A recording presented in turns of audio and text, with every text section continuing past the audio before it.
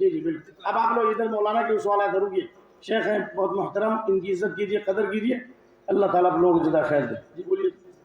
ہمارے گاؤں میں ایک عام رواج وہ چلا ہے جی جی کہ جب میت کو ہم جنازے کو لے کر کے چلتے ہیں جنازہ گاہ جی کی جی. طرف، وقت کچھ ہوتا ہے تو کہا جاتا ہے کہ تھوڑا سا تقریر کیجیے اللہ تاکہ اکبر. لوگ آ جائیں. اللہ اکبر. کیا یہ شریعت میں جائز ہے؟ سب سے پہلی بات یہ ہے کہ یہ عبادات کا جو مسئلہ ہے اس میں اصل کیا ہے؟ المنع. جتنا جائز ہو اتنا ہی کرنا پڑے گا. کھانے پینے کی چیزیں ہیں، نکاح کے مسائل ہیں، تو اس میں جو حرام ہے، کھانے پینے کی چیزیں، استعمال کی جو چیزیں ہیں، تو جو حرام چیزیں ہیں اللہ نے ان کو حرام کیا، اس کے علاوہ سب حلال ہے. لیکن عبادات کے طریقے میں انسان کو اختیار نہیں ہے. جتنا بتایا جائے گا اتنا ہی کرنا، جو نہیں بتایا گیا وہ کرنا ہمارے لیے جائز نہیں ہے. تو یہ بتائیے کہ جنازے کا مقصد کیا ہے؟ جنازے کا مقصد جو ہے فیشن بازی تو نہیں ہے. جنازے کا مقصد جو ہے یہ جو جلسہ و اجلاس تو نہیں ہے. جنازے کا مقصد کیا ہے؟ میت کے لیے دعا کرنا. یہی ہے شیخ صاحب بارک اللہ فیک. حدیث ابو داؤد کی طرف غور سے سنیے. آپ بعد میں نماز پڑھ لیجیے انشاءاللہ، کوئی حرج نہیں. اذا صلیتم علی المیت فاخلصوا له فی الدعاء. جب میت کی نماز جنازہ پڑھو تو اخلاص کے ساتھ دعا کرو. تو مقصد دعا کرنا ہے. اور آپ وہاں تقریر فرما رہے ہیں. یہ تقریر بدعت ہے کیونکہ نبی سے ثابت نہیں. نمبر 1. نمبر 2، اس تقریر کی وجہ سے لوگوں پہ دشواری ہوگی اور اس کی وجہ سے ان کی نماز کے خشوع و خضوع پر اثر پڑے گا.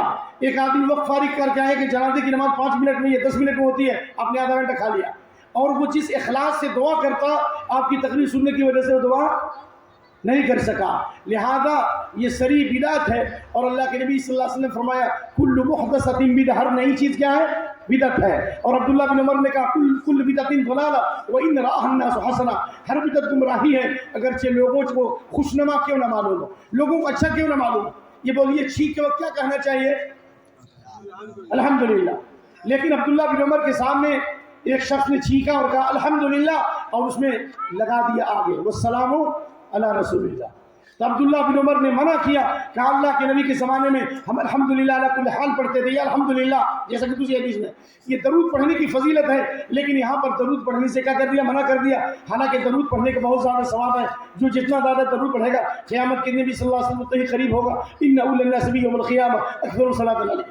تو جب درود کی فضیلت ہے اس کے باوجود اس دعا میں نہیں ملا سکتے، تو جنازے کی نماز سے پہلے تقریر کرنا یہ بدعت اضافی نہیں ہوگی بلکہ یہ بدعت حقیقی ہوگی. یہ بہت بڑا جرم ہے، اور جتنے لوگ گمراہ ہوں گے اور سنت سے ہٹیں گے ان کے آپ ذمہ دار ہوں گے. آج سے 10 سال 5 سال پہلے ہمارے گاؤں میں بھی یہ بدعت نہیں تھی، لیکن لوگوں نے پہلے اعلان کیا کہ میت پر کوئی قرضہ ہے تو معاف کر دو یا لے لو، اور اس کے بعد میں نماز کے اوپر تقریر ہو رہی ہے، لمبی لمبی تقریر ہو رہی ہے. آج بھی تقریر ہوئی ہے، کل بھی میں نے تقریر سنی اپنے گاؤں میں. تو یہ بدعت کو بند کرو، اس بدعت کو کیا کرو؟ بند کرو، اس لیے کہ یہ جائز نہیں ہے. اور کہیں گے تقریر کرنے میں کیا حرج ہے؟ تو تقریر کرنے میں کوئی حرج نہیں ہے. تو مغرب کی نماز 3 کی جگہ 6 پڑھ لو، منع کی کوئی دلیل ہے؟ کسی حدیث میں اللہ کے نبی نے 6 رکعت پڑھنے سے منع کیا ہے؟ جی اس لیے مسلک سنت پہ سالک چلا جائے بے دھڑک، جنت الفردوس کو سیدھی گئی ہے سڑک. سنت جتنا ثابت اتنا ہی کریں گے. جس حالت میں، جس کیفیت، جس مقدار کے ساتھ، جس زمان میں، مکان میں ثابت ہے اتنا ہی کریں گے. نہ اس کو بدلیں گے، نہ اس کو آگے کریں گے، نہ پیچھے کریں گے. لہذا یہ تقریر جو ہے تحریف ہے. خطبے جنازے سے پہلے جو تقریر ہوتی ہے تقریر نہیں بلکہ کیا ہے؟ یہ تحریف ہے، تحریف للدین ہے. آپ سے گزارش ہے کہ اس کو بند کرو انشاءاللہ. ہاں اگر یہ معلوم ہے کہ اس کے اوپر قرضہ ہے تو ٹھیک ہے، آپ مت نماز نہ پڑھو جیسے اللہ کے نبی نے نہیں پڑھایا. حدیث مسلم شریف میں کہا کہ میں نہیں پڑھتا، پھر ابو قتادہ نے کہا میں ادا کروں گا، تو آپ نے ادا کیا. یہ اس سے تقریر کا ثبوت نہیں ملتا.